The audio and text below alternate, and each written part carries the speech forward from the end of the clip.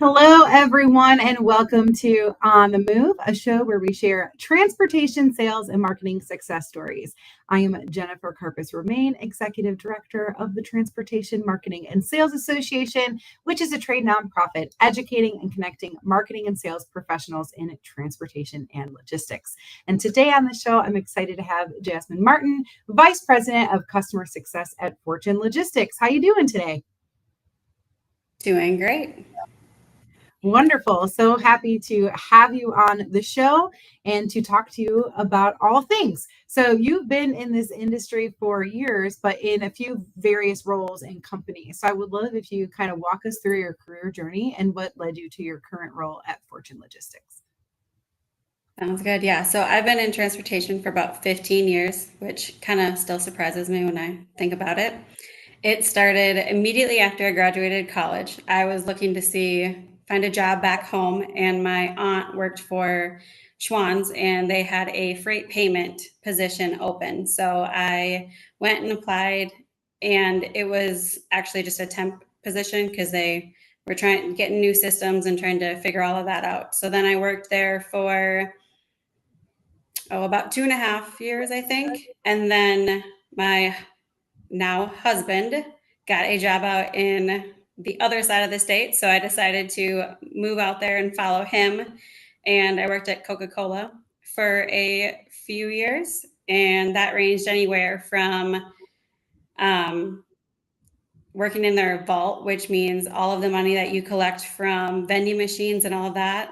It was my job to count all of that and then record how much each machine had brought back. Yeah, it's real fun. And then worked up to accounts receivable, working with some of their bigger customers like Walmart and that kind of stuff. And then that slowly transitioned my way into routing for them. So when you go and you think about Coca-Cola and you think about the smaller trucks that go and deliver to like the grocery stores, the gas stations, like your mom and pop shops. Well, my job was to go and route them. So I would go and I would say, okay, truck number XYZ, you're going to go to this customer Mondays, Wednesdays, and Fridays at this time, and then plan it for all locations across the United States. So that was fun. And then at that point, we had our son and decided we wanted to be closer to family because it was a little difficult. So we moved back, and I was always told that when I moved back to town, Schwann's would take me back. And so I immediately emailed them and said, hey, I'm coming back to town. Do you have something for me? And they said, yep, we'll take you. So went back with them for about, 4 years-ish, something like that. And did a few different things over there. Was a logistics technician where you go and you book the freight on carriers and all of that. And then I focused on carrier performance. So making sure people are picking up on time, delivering on time, taking their awarded freight that they say they're going to take, and then worked up into like a manager role. So overseeing that. And then unfortunately, my husband got a new job. Yes, we move a lot. I'm well aware. And we moved to Sioux Falls. So then I was out there looking for a job, and I saw that Fortune Logistics, who was actually one of our customers carriers at the time, I said, hey, I am moving. And I actually applied for an appointments position because that was the only thing that they had open. And they kind of all talked and they're like, yeah, I think you're a little overqualified for this position. I was like, well, just a little bit. So then they created a customer success program. And so since I've been there, I've been the one who's been developing it and leading it and all of that fun stuff. And I've been here for 3 years in September. I love that journey all over the place, many different moves, many different sides of the business, which I think really helps, especially when you're doing things like customer success. So that's awesome. And terms like customer success and customer experience get thrown around a lot. I'm curious what they mean to you, someone who actually works in it day in and day out. Yeah. So the big thing when we started customer success is they sat me down and they're like, when you were at a customer, what was the things that you wanted to make sure everyone gave you? So I went through the list of the different things that I wanted to make sure we had. And then we realized that with doing those different steps, that was going to make it so we were the most successful with our customers. So we see them as relationships. We want them the best as we can. And in order for those to be good, they're going to have to be successful. So that's what we consider it. And who or what departments kind of go into that overall success of customer success? Like you have your team, but are there multiple roles that interact with the customers? Yep. So we have our appointments team. They're the ones who set all of the appointments. They interact with our customers and their reps because if they need date changes or anything like that. Our brokers do interact a little bit with customers, but that's usually either if we have an issue after hours or on the weekends or anything like that. But for the most part, I do most of the communications with all of our customers. And what are some of the biggest challenges that you're seeing in customer relationships today? The biggest thing that I am seeing is a lot of people are wanting to shift more to being asset heavy again, where they had gone away from that over the COVID years, because at that point you just wanted someone to pick your stuff up. So now everyone's kind of shifting back towards that. But at the same time, everyone says brokers are bad, but they do have a good place in the industry because you can't. So some of our customers have not the best locations to ship out of, and they have a lot of freight that ships out of that location. So I can't go and say, hey, I need a load from Kansas to Georgia, and I'm going to have 3 this week. I'm going to have 16 next week. I'm going to have 18 next week, where it's just never consistent, which brokers are able to secure the capacities, ups and downs, and that kind of stuff. So, yeah. And how do you in your role kind of help your teams navigate those challenges?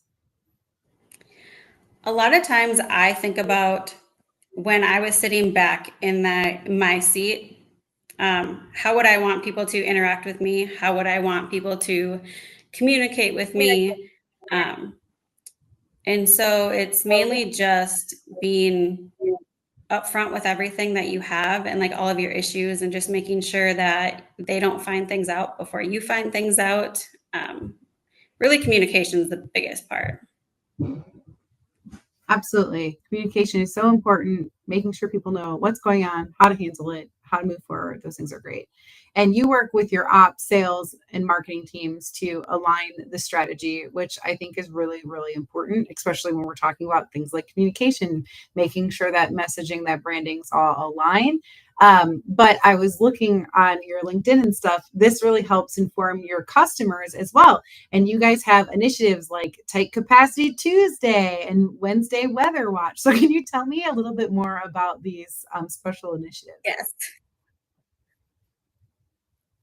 Yep.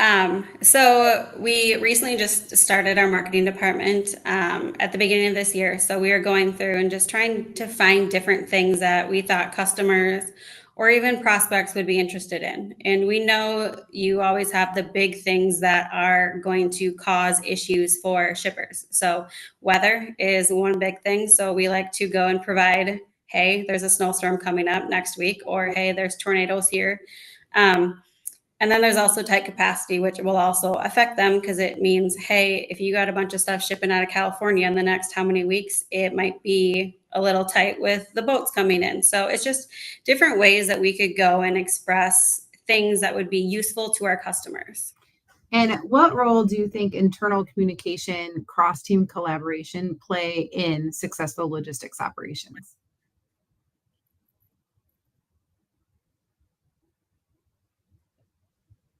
I would have to say that it really so the biggest thing for us is we have to make sure that our brokers are communicating with our appointments team who are communicating with me. So we know if, hey, we set something that doesn't have enough transit time, you need to fix this. Or, hey, like this doesn't make sense. Can you reach out to the customer and find out why they're doing stops X, Y, and Z in this order, which it should be this order. So really in order for everything to run smoothly, you have to have good communication between all sides. And I can't go and change a date on something and just not tell the rest of my team, oh, hey, like we changed this date. They just have to magically find out about it. So communication solves a lot of problems. And do you think, so you said that you started your marketing team earlier this year, is having that team there, does that help with that internal communication, making sure things are aligned, or is that a different department that helps with that? That's a different department. Our appointments team deal a lot more with all of the communication. Yep. I mean, our marketing team does do stuff, but it's more of they send the tight capacity Tuesday out to our customers and update different things on LinkedIn or different things that go on within the And do you industry. find that like that appointments team then is talking to the marketing team to make sure that they know what to put out into the world? Is that communication helpful to make sure it's kind of like streamlined through everybody? We actually do not do that. Most of that stuff comes from the brokers with the different things Oh, that they're great. saying. I just always like, I feel like at different companies, they do different things, different departments are aligned, different communications. I think whatever works for the company is what's important, as long as it's working, as long as we're making sure that those communications, whoever it is, because I do think sometimes people aren't talking to the brokers or whatever. Yeah, like what is your capacity and is your marketing highlighting the places you have capacity versus the ones that you don't, and because that type of misalignment is bad, because then we're promoting things we can't actually do, and we don't want that at all. So I just like hearing about internal structures and how to set that up, especially when a marketing department is new. How does that all kind of fit together? What shifts or trends in the industry right now are you keeping a close eye on?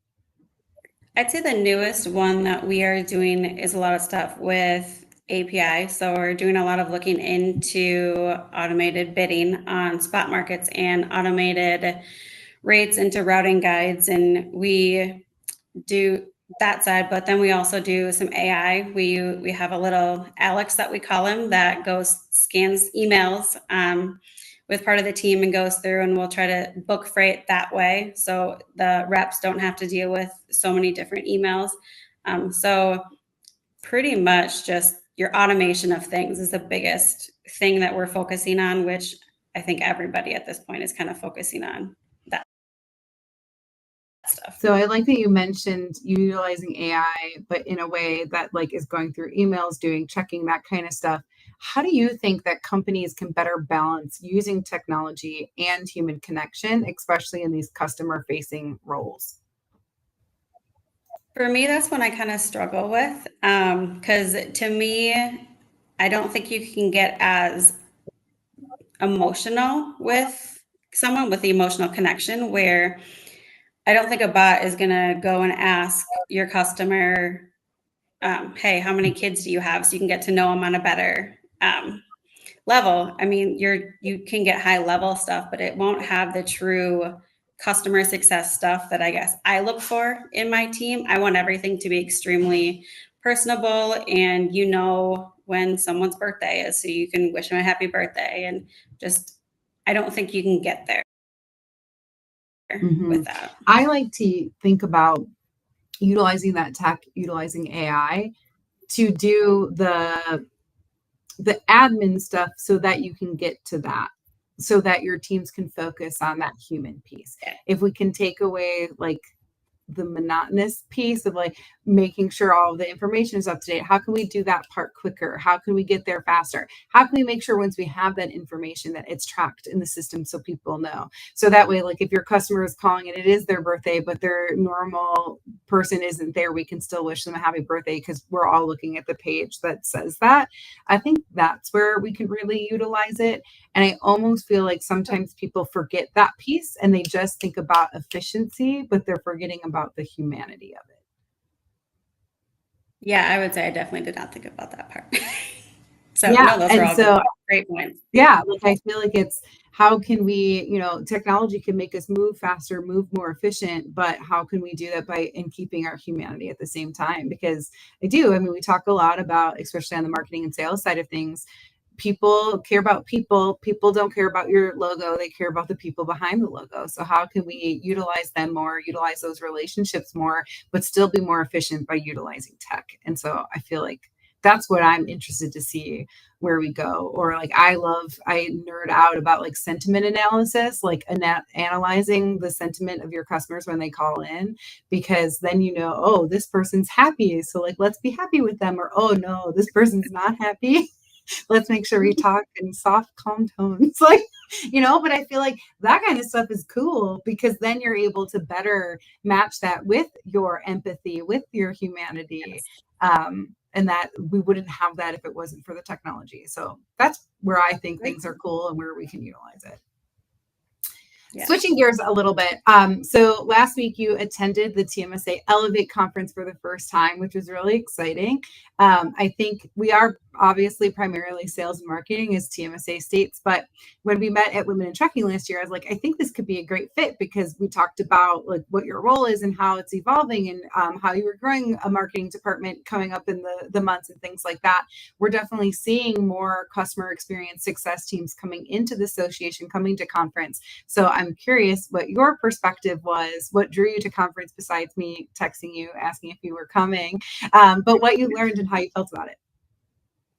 Yeah, no, I immediately, when I got back, I told my boss, I'm like, hey, like, I'm pretty certain this is the most notes I've ever taken at a conference that I've been to. Like, I've been to a lot of conferences, but this is the most that I actually got stuff that were relatable, and it wasn't high level, like industry stuff. Yes, there was stuff that talked about the industry, but it wasn't just, that's not all it was.